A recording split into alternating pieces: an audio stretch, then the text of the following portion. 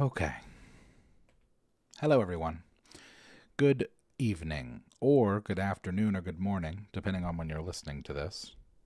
My name is Charles, or Chaz, or Yazik, or the DM, or the Bard, however you may know me, and welcome to the 71st of hopefully many episodes of Bard Advice, a D&D slash TTRPG slash nerd podcast where I do my best to answer any questions that you might have regarding D&D or anime or basketball, any kinds of stuff. So send those questions this way because you, the people who submit the questions, are half of the show.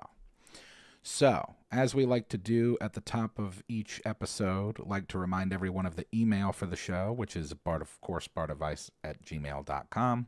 It also looks like bardadvice. If that helps you remember, please send any questions, concerns, criticisms, critiques, complaints, etc. all there to bardadvice@gmail.com so we can keep this train rolling. If you'd like to get some merchandise, you can do so over at manshorts.com, or more notably, as of late, over at krakendice.com. You can get yourself one of 3 limited series dice sets that we've released. There will be, I'll just pop those up here on the screen now, I guess. We've got the the Part 2 dice set, the Sarah set, and the Redo or Redux dice set. They're all available now at krakendice.com. The 4th of those limited dice sets will be released later this summer, and we will keep you all abreast to the dates on that. Also, if you're looking to contribute to anything that I'm doing musically, you can do so directly via PayPal, Cash App, or Venmo, all of which are Yazik, Y-A-H-Z-I-C-K. Also, at the top of the show, we like to thank all of our members, patrons, super chatters, and remind everybody to please like, comment, subscribe, share, turn on notifications, and rate the podcast on your respective platforms. All of those things are very helpful for the algorithm, in particular liking. If you're in here, if you're listening, do the like the thing. So it's much appreciated. Hello to everyone. Oh, and also, before I forget, there is a link to the Discord that Rivers posted in the chat. So if anybody wants to go and join that and hop on the Discord, it's fun. We've got a lot of cool channels in there and a lot of cool people. So come hang out. So hello, everybody. It's good to see all of the regulars. Hello, Ruby and Bean and Ron and Mike and River and Pirate. All the Chris's. Welcome. Okay, so before we get into any questions, of which we have several this evening, I would like to discuss for Art Corner what's been going on in the rap world the last several weeks. So if anyone didn't know, several weeks ago now, Kendrick Lamar released a song wherein he basically called out J. Cole and Drake. And the infamous line, of course, fuck the big 3, it's just big me. So, made that song, and Drake responded to it. Now, I've never been a fan of Drake. Let me just be clear. I've never liked that guy. But Drake responded to it, and of course all of his people and all of his fans were like, oh man, Drake's the best, this is so great. And so, what Kendrick has done since, as of a few days ago, he released his new song, Euphoria, which, if you haven't heard it, I recommend highly going to listen to it. It's just 6 minutes of ether. He just absolutely decimates Drake. And as if that weren't enough, before Aubrey has had the opportunity to respond to that one, he released another one this morning called 616 in LA. So I've put the links to both of those in the description. If you are a fan of hip-hop and you haven't heard that, I'd be surprised. But if you are a fan of hip-hop and you haven't, I've linked it. You should go listen to it because woo-wee. It's really, really crazy stuff. And I get the feeling that that's not even the most that is out there as far as like what Kendrick has to say. I heard a rumor that he has a 19-minute version of it. So, as someone who lives in Toronto, you're ashamed he's from here. Yeah, I've never thought that he's crazy. I've never thought that he's good. Never liked Drake. So yeah, recommend checking those out. And hey, if you don't like Drake, then that's even more of a reason to listen to it because man, it's so good. And Kendrick, I think, is like, I think that Kendrick is the best active rapper alive right now, probably. Just like pound for pound. He's just gifted, that guy. Okay, so moving on to some questions that we have. So that was for Art Corner. Go check out Kendrick's new stuff. We have several questions this evening as well as a follow-up, so we're going to get into them and talk about them. So let's start with that. I've got a list of names here somewhere. I've just got to pull the actual thing up. I do know that the first question of the evening is from Molly. So let's do that question here. Molly asks, "Hello, Bard. I hope things are well for you and the Man Shorts crew.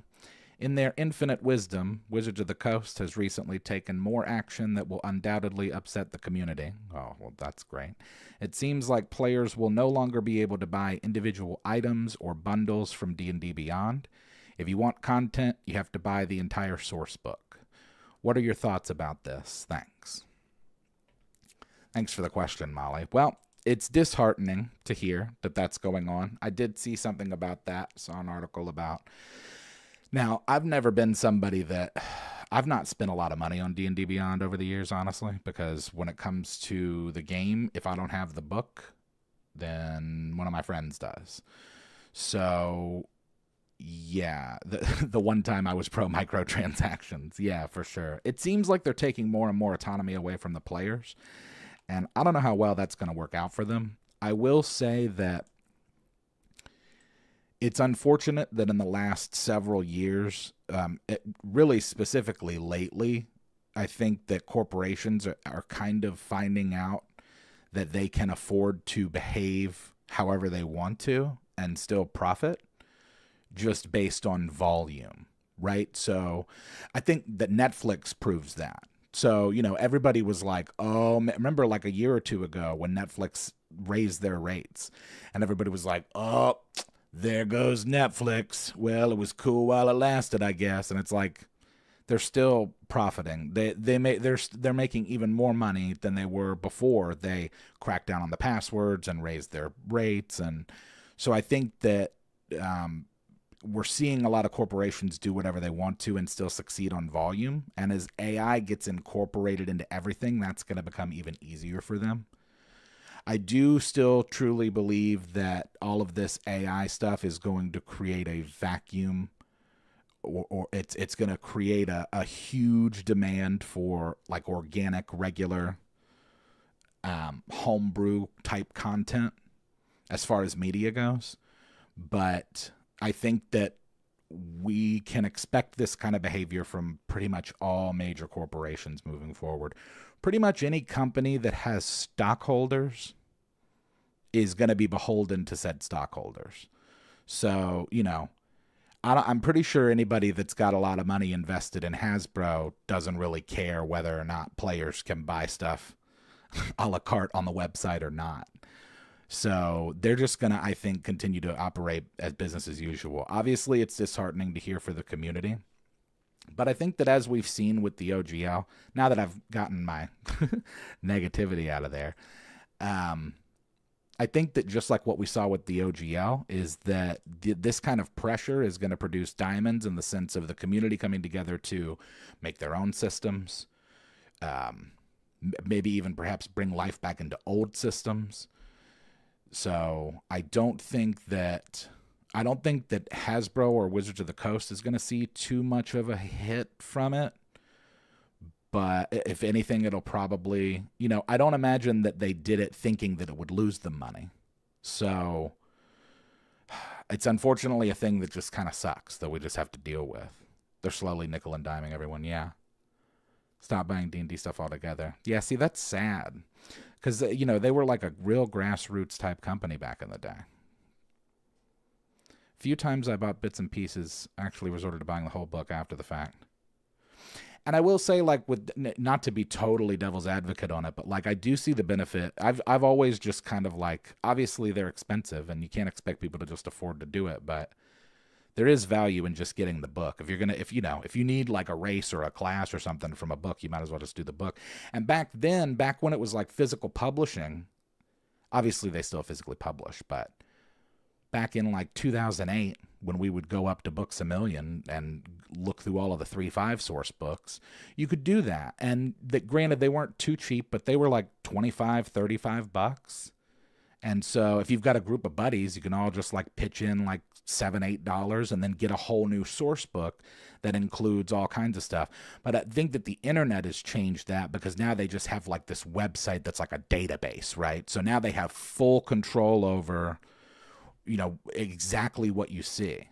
And got plenty of 3 to 3.5 stuff that we can play. Yeah, I think similarly to how AI and AI content is going to bring new life into like independent filmmaking and like independent creators, I think that this kind of behavior from these major game publishers is going to lead to the same kind of thing. We already saw it with the OGL. I think that this will just feed that fire of third party just being like, well, I'm just gonna make my own. I'm just gonna make my own game. WotC just addressed accidentally using AI art in their book. Yeah, I don't buy any of that, by the way.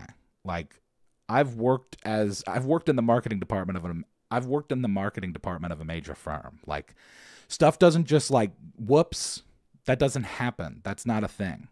Those kind of things have to be, you know, if you were an artist and you were drawing a book for a D&D, if you were drawing an image for a D&D book, that image is going to be, first of all, there's going to be a meeting with 10 people where you talk about the image.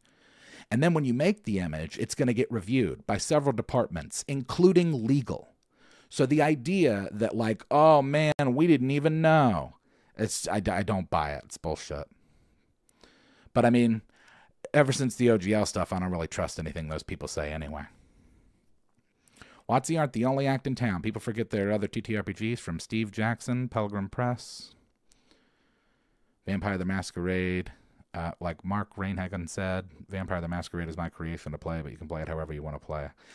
Yeah, and this is what happens when business and art collide. Because business people don't care about the sanctity of anything but the dollar. That's their gig. These people that are stockholders, these people that are on boards, these CEOs, that's what they do. They do money. That's what they care about. And so when money is all that matters, money's all that matters. And so that's how these companies are going to continue to operate. But as an artist, I've always felt that way. Obviously, I don't promote piracy in general. But like when it comes to my music, it's a common question that I get. A lot of people like, hey, do you mind if I use your music in my show or whatever it is? And I always say, like, I have no problem with that. I'm of the opinion that once I created the thing and put it out into the world, it doesn't only belong to me anymore. It belongs to all of us. So do your thing. Now, I can't speak for my distributor and like, you know, any kind of automatic processes that might result in you getting like a video demonetized or dinged or something. But you can be assured that if that does happen, that's never me. I'm never the person that's like, oh, shut them down. It doesn't matter. I think that people should be free to use my music however they want. But then again, I'm not a multi-million-dollar corporation with like, you know, some lunatic billionaire. Oh, man. And anybody that hasn't seen The Jinx should watch it because they've got the second season out now and they're 2 episodes in and it is wild. Speaking of lunatic billionaires. So, yeah, kind of went on a little rant there. But I mean, I think it's good that we talk about it and just as a community are aware of it. Like, all I can say is like promote, you know, that's one of the reasons that I like doing these brand deals with like, you know, like the Wandering Tavern and stuff, the Homie and the Dude company that put that out, because it's like, this is great. This is like, support these people. Rich people are crazy for sure. All right. Well, we got to keep going because we spent a little too much time on that question just because I got a little ranty, but thank you very much for asking the question, Molly. And let's keep moving. Also, the follow-up this evening is from this next questioner. So we'll just do the question now, and then we'll do the follow-up later. So let's do it that way. All right, so the next question is from John. And John asks, I work night shift, and it's hard for me to join a game, so I'm considering being a DM for my wife and 3 kids. What would be a good way to start them into this world? I have the starter set, but also thought about doing a campaign using the Everyday Heroes 5e books. Any help with where to start? My kids are ages 8 to 18, so no hardcore D&D. Once again, thanks for all you do with Man Shorts and your epic D&D raps. Well, thank you, John. That's kind of you, and I appreciate you reaching out with the question. Let's talk about it. Chat, if you want to throw your thoughts into the chat, I will go through what I wrote down for this question. So, first of all, I would speak to your wife and kids first about what they might enjoy doing. I think that they probably have some preconceived notions about the game. So if you get an idea of what they're interested in, D&D wise, then that I think can help guide you in deciding on how to approach it. As we were just discussing, like there is way more than D&D. There's tons of different companies that publish all kinds of different tabletop games, and so I wouldn't necessarily feel yourself limited.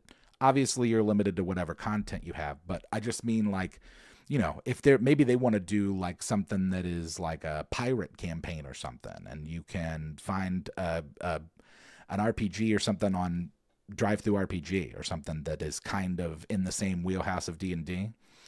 I think that doing a one-shot is probably the best bet. So, because with a one-shot, it gives everybody at the table the opportunity to do it, including you, right? Because I would imagine you'd be, because I think that you're, I don't think you've ever DM'd before, right? Because I think that you just started playing recently, as we'll talk about later in the follow-up. So it's going to be a first-time experience for you as well. And something like a one-shot where you don't have to worry too much about consequences beyond whatever happens at the table is great for that. You could write one your own, although if you're a first-time DM, that's kind of a big undertaking. You might be better off going, like I said, to somewhere like Drive-Thru RPG and looking for, you could probably even search by like age range as far as like an appropriate publication that's already out there that you could use.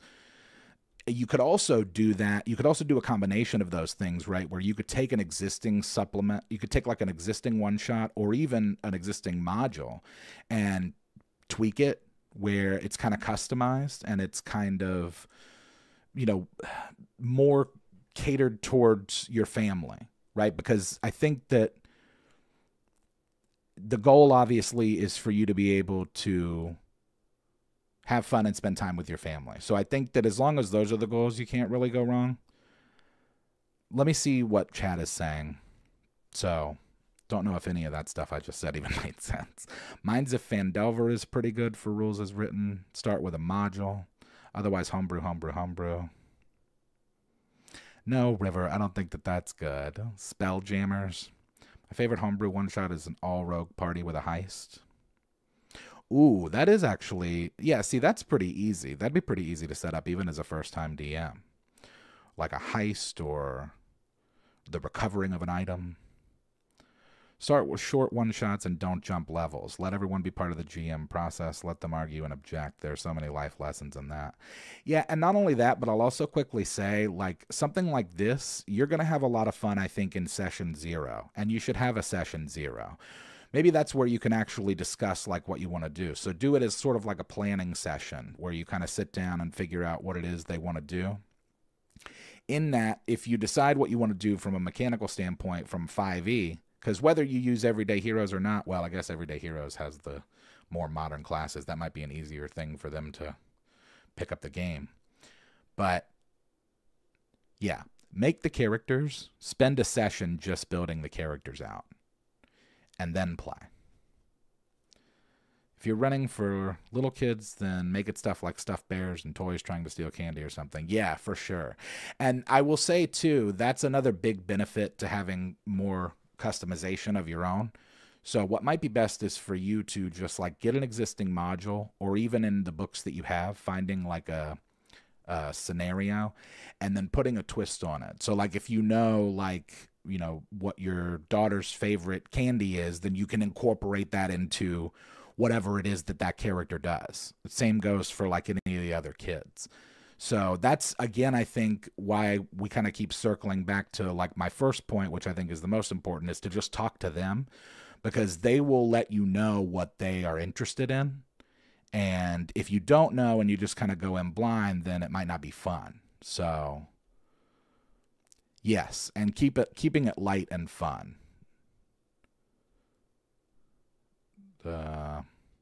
Find a storyline or world that your family likes, Lord of the Rings, high fantasy, and adapt from there. Use that world as a one-shot to introduce them to D&D in a world where they were already familiar with. Yeah. So, and also, I think, too, if you're going to do a one-shot, it should probably be with pre-made characters, because you don't want to have them spend all the time in crafting out these customizable characters only to use for one shot. Not as their first time playing the game. So, yeah, there's definitely benefit to, like, one-shot pre-made characters that you just kind of tweak the story a little bit so it's customized to them. Do the one-shot, and then kind of go from there. Because I imagine that at least one person at the table will be super into it. Years before the great archmage Tim rose to power, he was just discovering his magical powers, and he awakened his toys and gave them one command: get me the candy that Mom has locked away. Yeah, and also, yeah, I would say, like, have it be a scenario where no one's dying, maybe. At least not right away. But that's, again, another benefit to the one-shot, because with a one-shot, it's like, well, you know, if you die, it's whatever. It's way different than a character dying in a campaign where, you know, you have to play next week.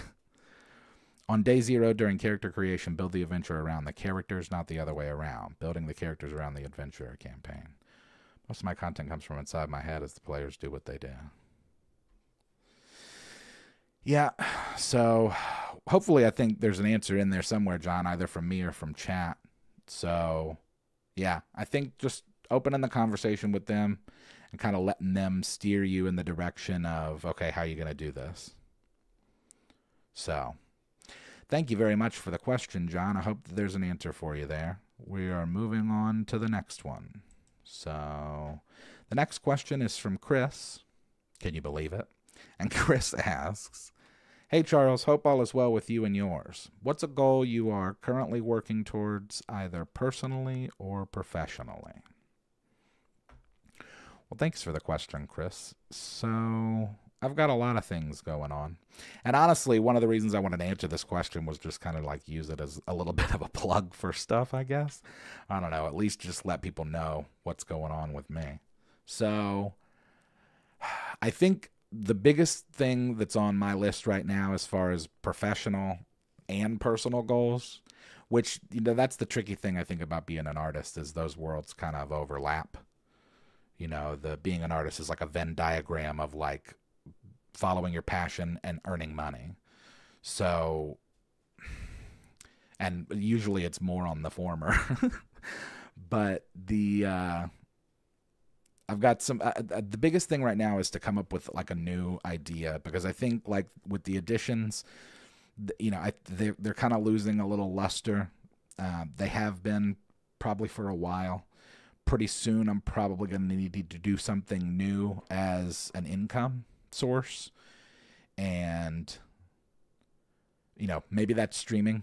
I don't know. I would like to, but I've been discussing it as of late, and there are times where I feel like I'm kind of on a wheel that I can't get off of, so to speak. It's not as easy to just kind of jump ship to the next thing, but I've got a lot of stuff cooking. So I'm in the process of developing this concept album with my buddy Song. It's called Math Lord, and we've only got we've got like a handful of tracks left on that, so that'll be done. I'm also I'm working on rewriting a fantasy novel. I'm always working on music. I've got a new single I'm actually trying to put together. I'm considering partnering with this local guy to maybe go into business opening a coffee house / gaming store in my local area. I have never done anything like that as far as running a physical, like brick and mortar type business. So it's something that would be unfounded territory, uncharted territory, maybe. Unfounded territory, is that a thing? I mean, I guess. Parts of the ocean, right? We don't know everything. Anyway, yeah, I've always got something going on. And an actual bar for all the bar dads. Well, it'd be a coffee bar. I don't know if we would do alcohol, because that seems to be just like another license or something. But a common personal goal is to find more time. Yeah, and that's the trick, you know. They tricked us. The ether, the powers that be. They tricked us into believing that money's more valuable than time, when time is the most valuable thing. And lately, it seems like I don't have much of either. But, you know, I'm not complaining. I'm, like I said, I spoke about it either last week or one of these pods recently. We talked about, like, I am happy with my life. I'm just kind of, I don't know. I'm a cantankerous guy. I feel like when I was like an 80-year-old man when I was 12. Just like in my thinking. So I'm just kind of like ornery, I guess. But I am really happy with where I am. I've got to pivot soon. Got to figure out what's going on. Vape and pillage. No, I don't know if we'd do vapes either. I think we would just do coffee and D&D. We don't have one of those over on this side of town. There are other stores, there are other FLGSs in Jacksonville, but there's not really anything like that on this side of town. And so I think that there's kind of a market for it. And as I've spoken before too about how I think that as AI gets more and more, I mean, I don't know if people realize, like, within 18 months, people are going to be, I was joking with Melissa when I was over recently doing a shoot, and she said something about how she wanted to go somewhere on like a vacation or something, and she was like, oh, you don't want to go here? And I was like, in 18 months, we're all going to be able to visit the moon, and it'll feel like we're on the moon. So I'm not too stressed about all of that. But I think that, like, as AI gets more and more gets its hands into more and more of everything, there's going to be a strong demand and a call back to human interfacing. And so that means, you know, playing in person, going to like a coffee bar, because I think more and more people are going to want to escape the internet and AI as it takes over. Dungeons and Decals. Oh, don't worry. I've already got a great name for it. But I'm not going to give it away. I don't want anybody to steal my idea that may or may not come to fruition. Hookah could be cool. Yeah. I don't know if there's like I don't know. There's probably a license for everything. Cantankerous at 12 is a great pop punk boy band name. You guys realize we only have a good 53 years before we're all succumb to living in vaults for 200 years. Oh, man, that's true. By the way, my wife and I did finish the Fallout show. I liked it a lot. I'm not a huge fan of the Maximus guy, but Thaddeus is cool. He was funny, that guy, Johnny Pemberton. It's tough to kind of take him seriously, but I guess his character is kind of comic relief. And Walton Goggins as the ghoul is just awesome. That guy's a masterclass actor. Seems Duncan trademark infringement. Still play in person, yeah. And I think that more people will want to play in person as things get more and more online. Oh, no. I hope that I didn't say anything that spoiled anything. Well, then I won't talk more about it. You need to watch it, though, Pirate. It's really good. Alrighty. So, moving on to the next question. Thanks for the question, Chris. I guess everybody likes to talk about themselves now and then, so that was nice. This next question is from James. So James asks, oh, and this is a long one. Hey there, Yazik. My name is James, and I'm a longtime fan. I'm a forever DM of about 12 years now, and my campaigns are normally in 3.5. The last one I put together was a player-driven narrative in a free-roamish world. I haven't done railroading and have let the party adventure through the world as they see fit. The issue I have is I have a player that is what I have dubbed as a LHA, a loophole abuser. I also have a few players who have main character syndrome. My loophole abuser player abused the fly mechanic in regards to combat, allowing him to hit for double damage every time he attacked. which caused him to kill everything I threw at him. To counteract this, I started using stronger monsters, which put most of the party at disadvantage. I'm at a point where I throw the monsters that are too powerful. Eventually, I snapped, quit mid-session, and haven't hosted since. Sounds like something I would do. This was over a year ago. I have talked to the players, and we've decided that when I do start the campaign back, we'll be using 5e books and rules. The problem is the players are ready for me to start hosting, but I don't know if I'm ready to DM in 5e yet. Do you have any advice on how to keep the same thing from happening so that we can all enjoy playing? Thanks. Thank you for the question, James. So, well, let's get into it. Chat, put your stuff in there. We'll talk about it in a second. I've got a bit of a paragraph of an answer, so let's do that.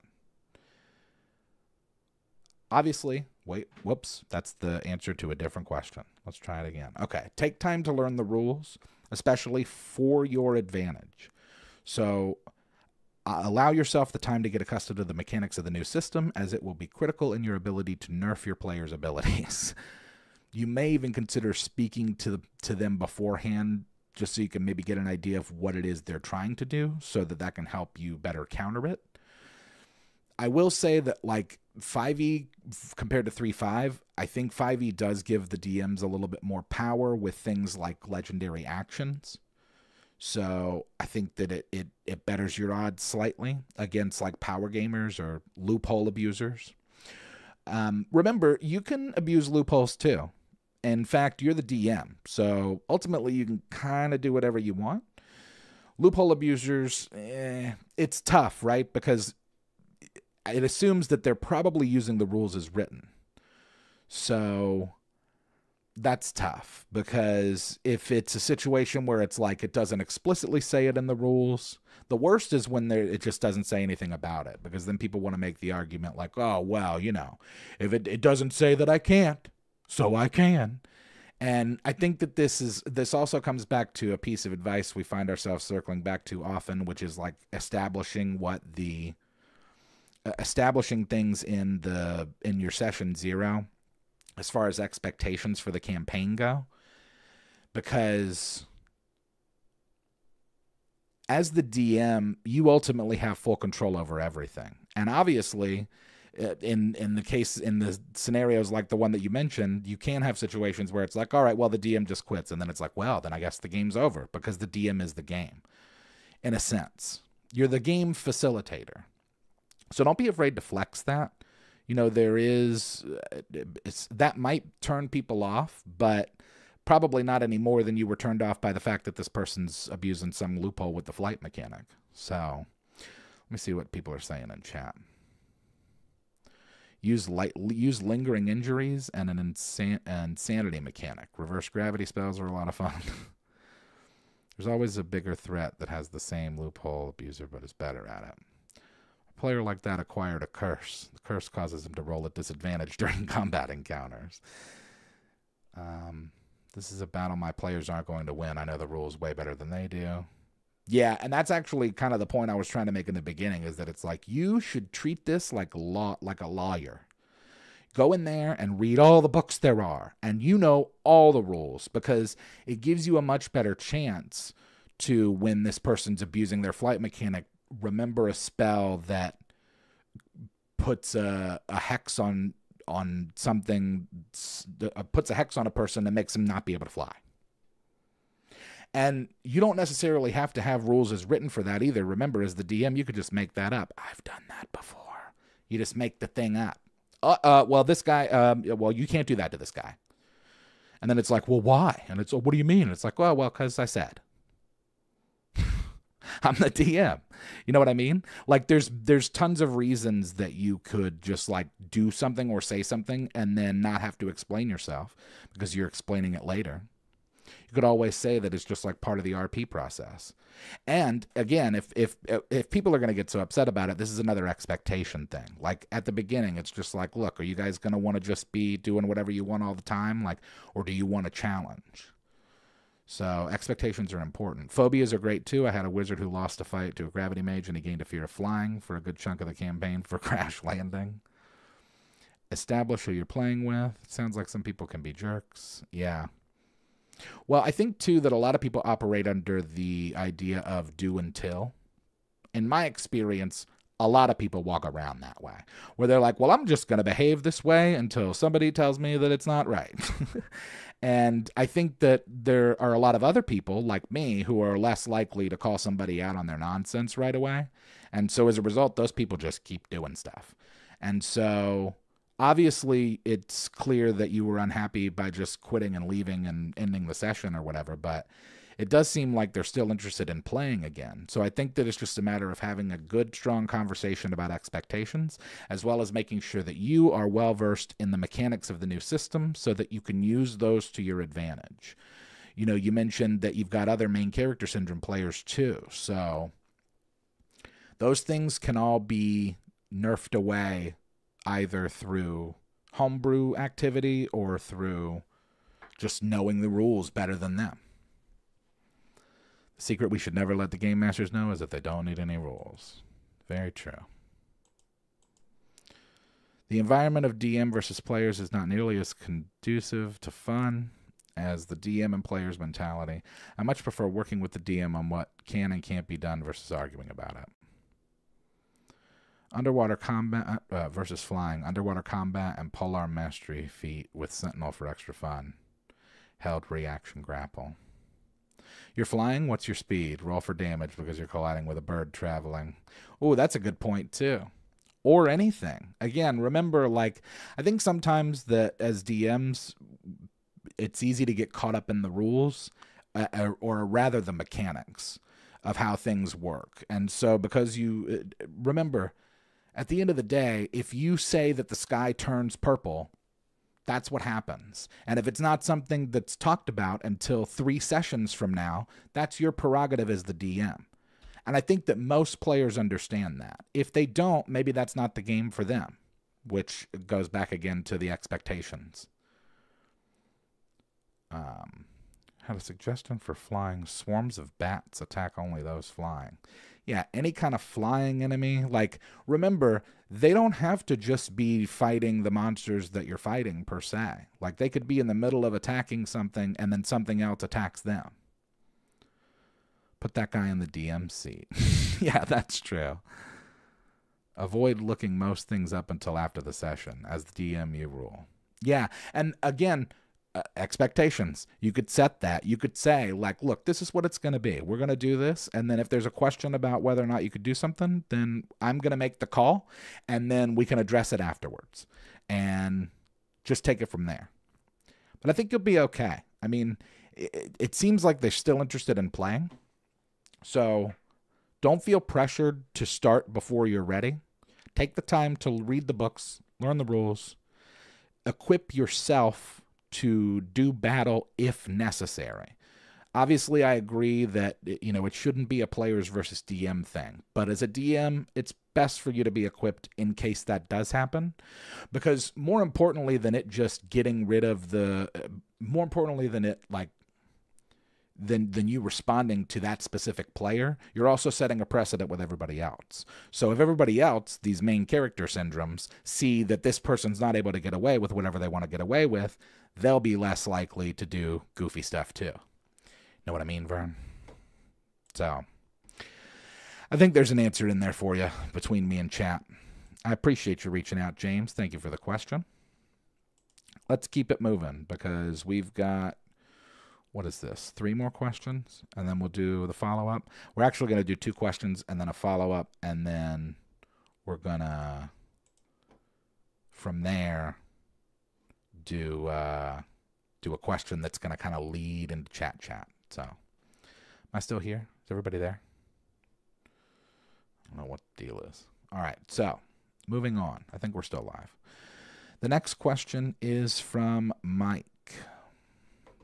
And Mike asks, I just watched a Viva La Dirt League video that was spoofing the Swordvivor show. That got me thinking about how much fun it could be to play and or run. What rules and structure would you offer as bard advice for such an endeavor? I assume trying to live stream it would be a very poor choice. Well, thanks for the question, Mike. I'm not sure exactly what you meant when you said that it would be a bad idea to stream, other than like, I don't know, worrying about copyright stuff. But I first of all, I love this idea, and I think that we've done a Survivor edition before. I could be wrong about that. It could have been called something else, but I'm pretty sure we did one. And while it wasn't based on the reality show, it was kind of like a survival type scenario. So I think that this is a really cool thing, and you could do it in a couple of ways. So we'll talk about that. Obviously, you've got your players stranded on a desert island. I think that you can decide whether or not you want to make it just like modern in the sense that they're humans without magical powers, or if you wanted to just like go full D&D and it's like, look, if you want to be like a furball during this, you can do it. So there's definitely copyright concerns as far as like calling it Survivor, but you know, you could easily just like rename it and everybody kind of knows what the deal is.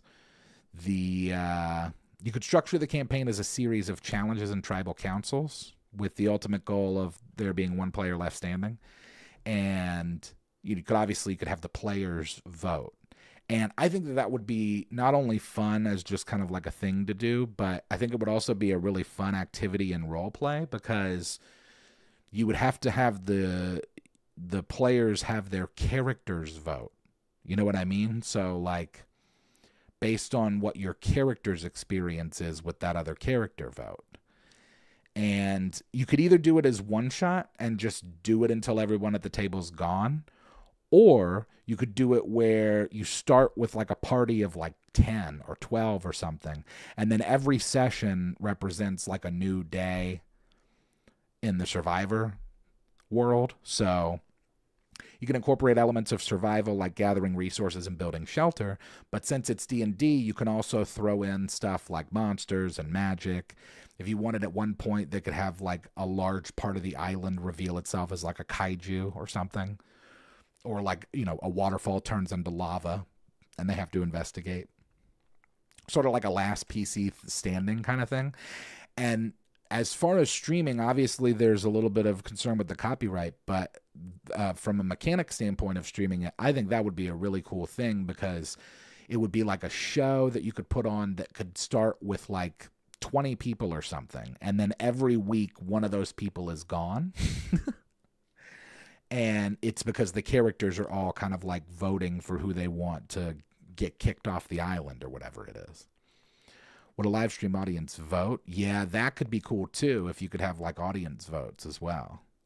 Sarah eats the others, fashions a craft from their corpses, and escapes. Yeah, that sounds like something she would do. I would love that episode, and then she'd call the Night Marchers. Oh, yeah. Using illusory script to change votes. Have a chaos and or trickster deity who's bored and pulls strangers into a pocket realm. That way your players could make anything. That's true. That's very interesting.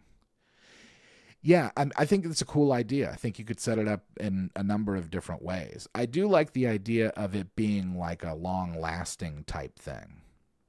And, man, I wonder what that would really look like. Because obviously, if you're doing a session that's like 3 or 4 hours long, it would almost be like an ongoing campaign wherein every session is a one-shot, but with always the same characters. Well, not always, because one of them gets voted off every week. But you know what I mean? Like, you as the player, that actually sounds super cool. And if you did it as like a tournament type thing, where it was a real thing, where it was like, here's the DM, and this is the world, and you're going to enter your character into this thing, and based on your ability as well as your character, you will be judged by the audience and or your other teammates, and they will vote you out. And then somebody at the end could Swordvivor. There it is. There you go. That's the name. I dig it. I think for a reality show based, have 2 nominee PCs duel to the death for elimination. Oh, that's pretty cool too. So maybe it's not even a one person dies, or rather one person is voted off scenario. Maybe it's a thing where like the 2 lowest votes duel. That would be super dope. Geez, that might be, Mike, I might steal that idea from you. Maybe that'll be my next thing that we do. It does sound really cool because you could get people involved. Especially if it starts with a lot of people, and then it just gets more and more whittled down. So I dig it. We'll keep doing that thing. Sorry, I've got some weird thing going on with the ads. I'm trying not to get those all over the place. So yeah, I dig it. I think it's a cool idea, and I may or may not expound upon that in my personal and or professional life. Now I kind of want to do a Quick and the Dead one shot. Oh, dude. Yeah. Even if it wasn't like necessarily Survivor themed, if it was just like, what would you even call that? I guess like Swordvivor. But it would be so dope if it was like a different scenario each time. And yeah, that'd be cool. You could even present it like a TV show. It would almost have to be produced like a TV show in the sense of like pre-recording all of the episodes, unless you live streamed it. I don't know. I'll think about it. I'll think more on it. All right. Well, thank you for the question, Mike. We have 2 more questions. We're going to do one question, then we're going to do a follow-up, then we're going to do another question that's going to send us into chat. So thank you for the question, Mike. The next question is from Chris. And Chris asks, we are all familiar with the staples of mythical races, elves, dwarves, orcs, gnomes, etc. What races do you feel deserve more time in the spotlight? Are there any that you think should get less? Thank you for the question, Chris. This was a fun thing to think about. Also, especially for me, because I'm always like I've always been a fan of like less common stuff from a racial standpoint in D&D. So I like stuff like Loxodons, Kinkus, Turtles. I guess that it's pronounced Hadozee, but I'm always going to say Hadozi just because I think it sounds cooler. I don't know. I think like the humanoid versions of existing animals have always been appealing to me. So like hare folk, or maybe not like insect people, but you know what I mean? Like a bear person. That's cool. Like GIF. Those are also cool to me. And I don't know if there's any that deserve less spotlight per se, but I do think that maybe incorporating some less common ones into popular media would just kind of help. Because I feel like, listen, I like elves and dwarves as much as the next person, but it does kind of feel like they've been iterated upon ad nauseum at this point. So I do like the idea of adding or even creating new races for the game, like completely new races for the game, because it is high fantasy after all. So it doesn't necessarily have to be like either a human, an elf, a dwarf, or an orc. It's like, well, no, dude. Like, what if you want to be like a shark person? As a matter of fact, I DM'd one of the games I DM'd for the group that we had when we lived down in Riverside. Justin's character was a Darfellan. But that's actually a race in Stormwrack, I think. But I think at one point I was putting together like a shark folk type person. But unofficial rhino race, that would be super dope. Yeah, or like the Wan T. That stuff's always been cool to me. Elves are overrated. Dragonborn 2, I love the Dark Arches White Dragonborn Sork as the default. Yeah, Dragonborn are cool. I remember, like, I don't think you could do that in 3.5, because I remember part of what was so cool in 3.5 was that when you're a dragon, now I'm not going to remember the name of Dragon Shaman. That's the name of the class. When you're a Dragon Shaman, you get a dragon totem, and you get like you get a breath weapon, which was so cool. And then now it's just like, well, in 5e, you could just be a Dragonborn and get one. So it's cool. Is it pronounced Jiff? Wait a minute. Hold on. Is this a different thing? I'm talking about the hippo race and the humanoid hippo race. Rhino Humanoid Barbarian. You had Jay play an evolving shark in Dungeon Edition. Oh, yeah. Okay, that's what it was. No love for the 3-creen, not from me, although I think that Melissa was a 3-creen in...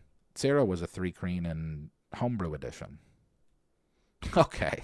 All right, good. I'm just making sure. Ramen Dragon.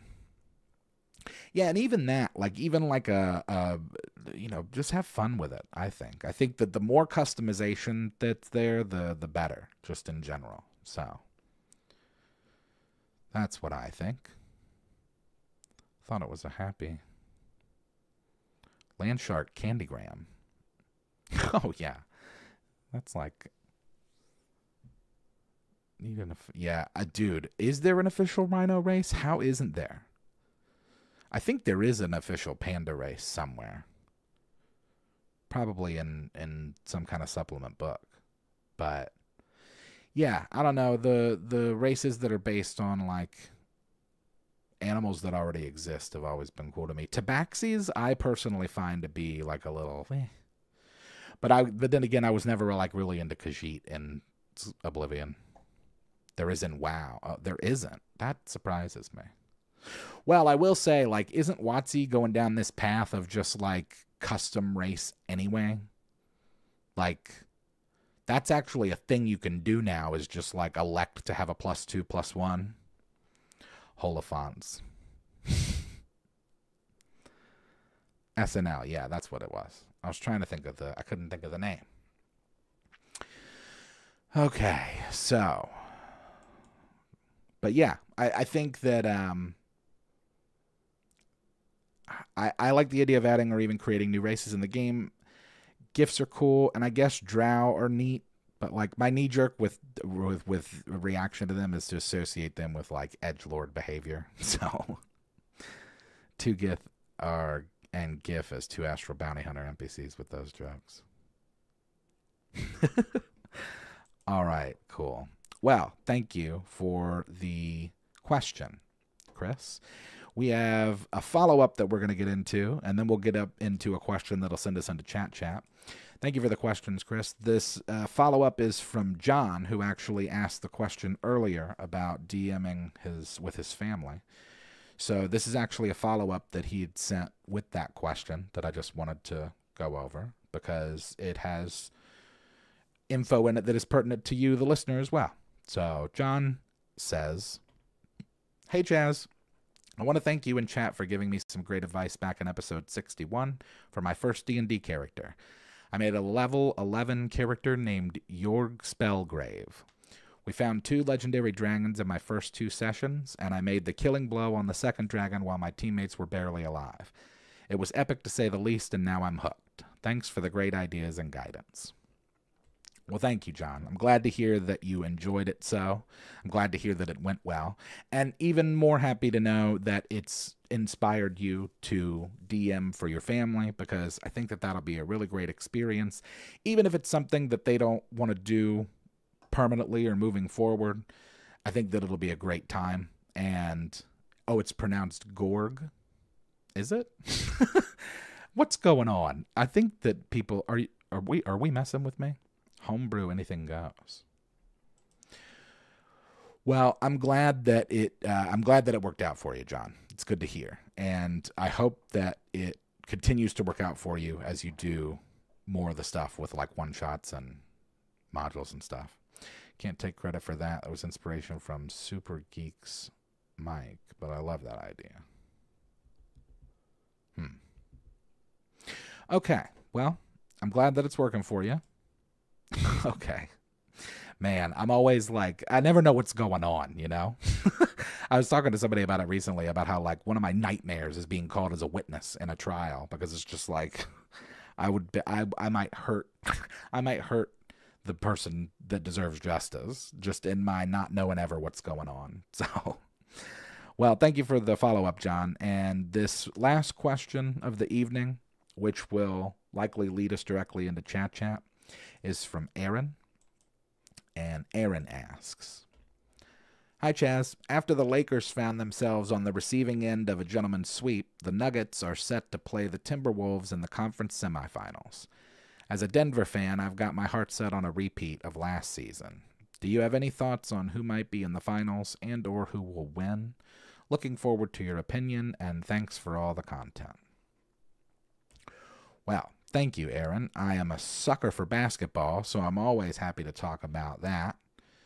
So let's talk about it. I made some notes. SGA and the OKC Thunder might be the best young NBA team I've ever seen. Anthony Edwards is also playing exceptionally well lately. So I actually have the Timberwolves in 6 over the Nuggets and going to the Western Conference Finals against Oklahoma. Personally, I think that the finals is going to be, if you're asking me what I think it's going to be, I think it's going to be Celtics Thunder. I predict that the Celtics will win it in 5, but I think that Oklahoma City will establish themselves as a powerhouse in the rest and a powerhouse in the West rather, and run it back next year. Also, hockey's going on, which I feel kind of guilty about not really following because I am a hockey fan. I'm just so into basketball that's really all I can afford to watch in the free time now. And I do have I have a little graphic here as to where we are in the playoffs. So as we can see, the Oklahoma City Thunder are patiently waiting for the result of the Clippers and Mavericks game, which I think the Mavs are up 3-2 now. So they have the opportunity to finish that out next game. The Timberwolves and the Nuggets starts tomorrow, I think. And then we've got the Pacers and the Knicks, and then the Celtics are waiting on the Cavs Orlando, which, let's be honest, unless you're from Cleveland or Orlando, nobody cares about that series. I don't see anybody in the East beating the Celtics, and the West is just so stacked. I feel like I think that the Thunder could beat either the Clippers or the Mavericks. I think the Thunder could definitely beat the Clippers, and they have I think a solid chance of beating the Mavs just because they've got so much youth. And since I think Timberwolves are going to beat the Nuggets, I think it'll be Timberwolves and the Thunder. And then the winner of that, I think, is going to be the Thunder. And it's going to be Thunder Celtics. So, Celtics will win versus Knicks. Denver over Celtics in finals. Murray stepping it up a bit. Time closer. Listen, Jamal Murray is undeniably really, really good. But also, Anthony Edwards is undeniably really, really good. I see sparks of Michael Jordan in that kid. And Shai Gilgeous-Alexander as well. I think that I think he's the MVP. I don't think it's close. I think SGA is the MVP this year, and if they can, I worry because of their youth. I don't think they're going to be able to go all the way. And the Celtics, by the way, are the Celtics are the Ravens of the NBA, meaning that this is their title to lose. On paper and just from a personnel standpoint, I think that the Celtics, obviously Jokic is the MVP and arguably the best player in the league right now. And Jamal Murray, when he's on, is really good. But that's kind of as far as it goes. That's not to discredit, like, what's the guy's name? KCP and Aaron Gordon and some of those guys. But the Celtics team is really deep. So is Porzingis out? I might have missed that. I will say the problem the Celtics do have is height. They've always had that problem, at least in the last several years. The Celtics are in the finals, and you're sorry my favoritism towards my current city's home team, the Thunder, is gone. Well, I think it might be Thunder Celtics. But then again, I thought that the Super Bowl was going to be Lions Ravens, and I was wrong about that. So for the time being, he is. Yeah, maybe he'll come back. I don't know. They definitely need his height inside for sure. Okay, well, we're officially in chat now that we're done with all the questions and the follow-ups and stuff. So what are we talking about? How's everybody doing out there?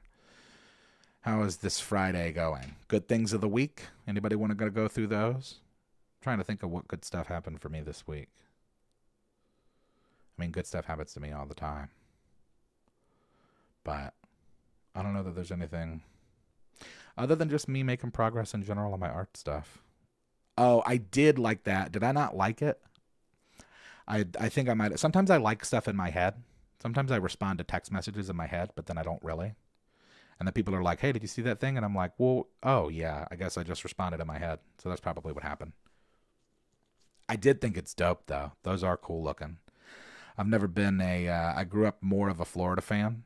But at this point, I really don't have any kind of like, I didn't even go to college. So I don't really have any like loyalty to a specific college team any more than I do like a basketball team.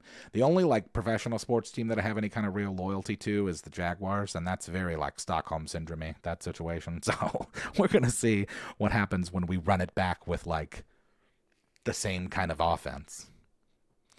So good thing of the week, it's finally the weekend. That's true. Oh, running a 5K. No way. Oh, it is May the 4th tomorrow. Well, May the 4th be with you.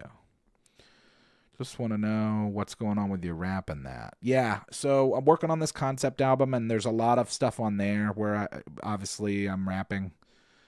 Well, not obviously to y'all if you don't know, but there was a song. There's a song that we released earlier last year, or rather late last year, called "Buckle Up," and maybe it was earlier this year. I don't know. Time is a weird thing, but.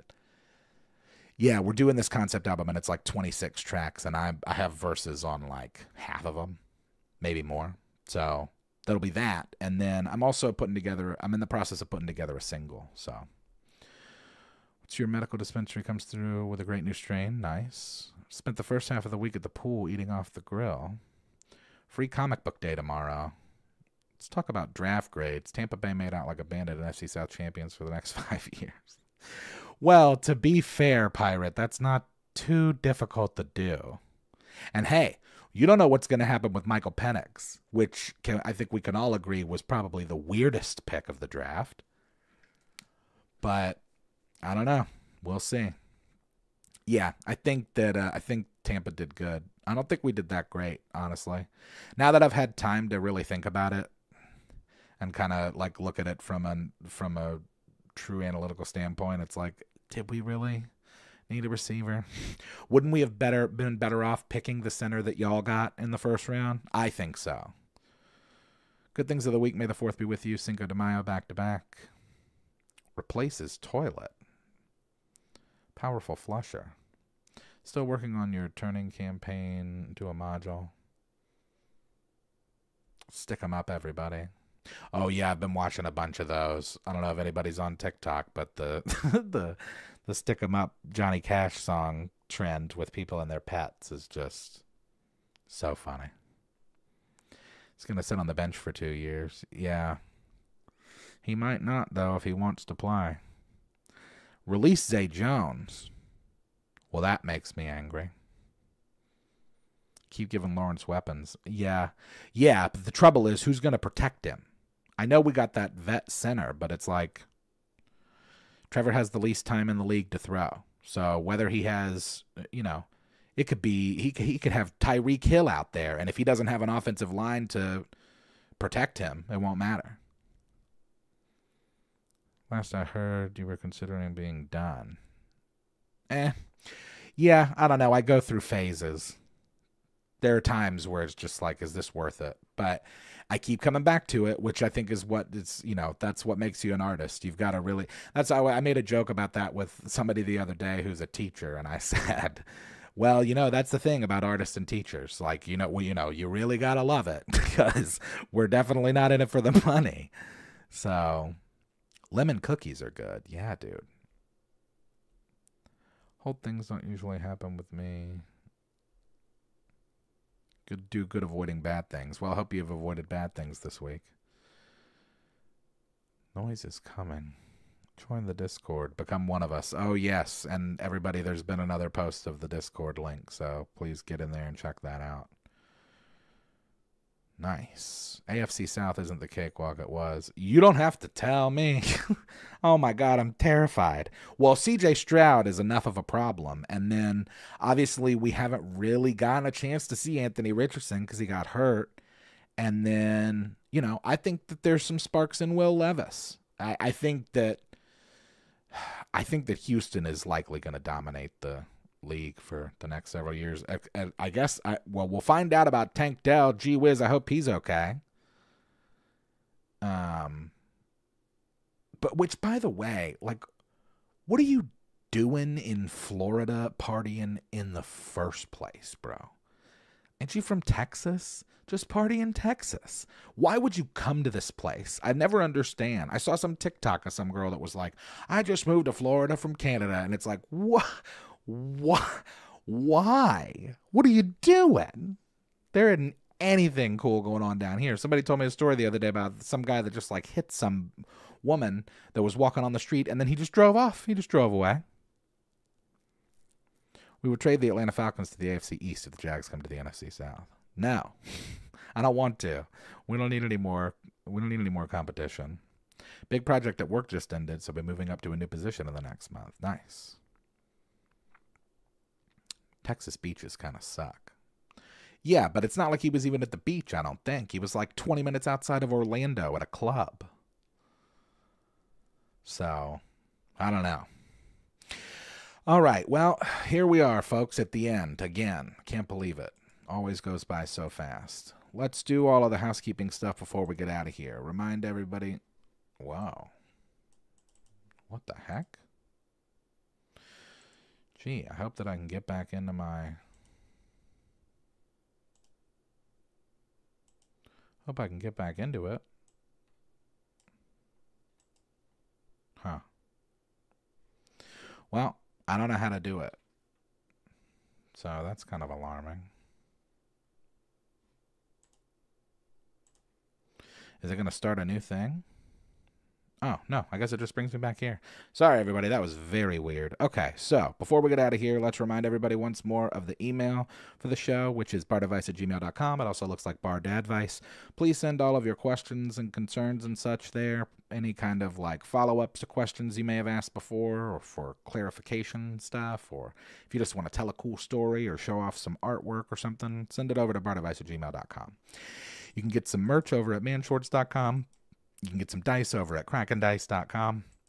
And if you want to contribute to anything that I do musically, you can do so directly via PayPal, Cash App, or Venmo, all of which are Yazik, Y-A-H-Z-I-C-K.